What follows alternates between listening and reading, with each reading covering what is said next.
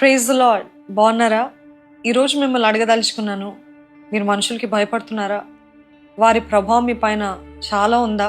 నన్ను ఎన్నోసార్లు ఆకట్టుకున్న ఈ మాట, నాకు దైవ భయం పుట్టించిన ఈ మాట, మొదటి సమూయేలు గ్రంథము 15:24 సౌలు ఇలాగన్నాడు, జనులకు జడిసి వారి మాట వినినందున నేను యెహోవా ఆజ్ఞలను నీ మాటలను మీరి, అంటే సమూయేలు ఒక మాటలను మీరి పాపము తెచ్చుకుంటుని.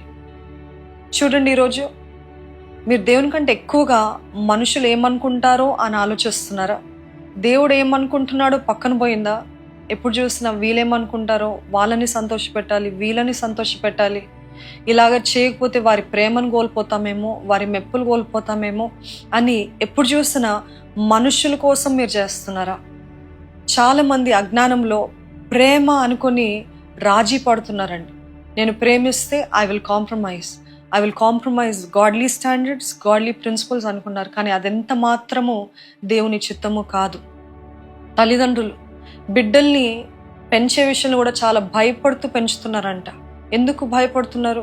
వారిని క్రమశిక్షణ పరుస్తే, వారిని డిసిప్లిన్ చేస్తే, వారికి సరిహద్దులు పెడితే, బౌండరీస్ పెడితే వారు నన్ను ద్వేషిస్తారేమో, మమ్మల్ని ద్వేషిస్తారేమో, వారు బాధపడతారేమో అని తల్లిదండ్రులు బిడ్డలకి భయపడి క్రమశిక్ష పరచట్లేదంట.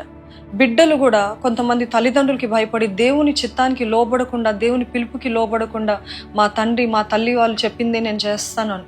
ఒకవేళ అది తండ్రి చెప్పేది దేవుని చిత్తంలో ఉంటే తప్పకుండా చేయండి, కాదు అనట్లేదు. కానీ దేవుడు మీకు ఒక పిలుపు, దేవుని చిత్తము మీ ఎడల బయలుపరిచి అయినప్పటికీ కూడా నేను వీని సంతోషపెట్టాలని చేస్తారు, ఎంత మాత్రం దేవుడికి నచ్చదని జ్ఞాపకం చేసుకోండి. ఈనాటి కాలంలో చూడండి, యవనస్తులు అంటూ వారి ప్రేమికుల కోసం ఎంతైనా రాజీ పడుతున్నారు, వారి దేహాలు అప్పచెప్పేస్తున్నారు. ఎందుకు అని అంటే వారు బాధపడతారు, లేకపోతే వారు నన్ను విడిచి వెళ్ళిపోతారేమో, లేకపోతే వేరొకరిని ప్రేమిస్తారేమో అని చెప్పి they're living a compromised life. Why? Out of fear of man, out of fear of people. What are you doing out of fear of people? సామెతలు 29:25 చెప్తుంది, fear of man is a trap. తెలుగులో అయితే అది అంతగా వివరంగా రాయబడలేదు, కానీ భయపడుట వలన ఉరి కలుగును ఉంది, కానీ మనుషుల భయము వలన ఉరి కలుగుతుందని జ్ఞాపకం చేసుకోండి. కాబట్టి మనమందరము దేవుని సంతోష పెట్టడానికి, దేవునికి లోపడటానికి నిశ్చయించుకుందాం. Obedience is better than sacrifice. అర్పణ కంటే విధేయత శ్రేష్టమని వాక్యం తెలియజేస్తుంది.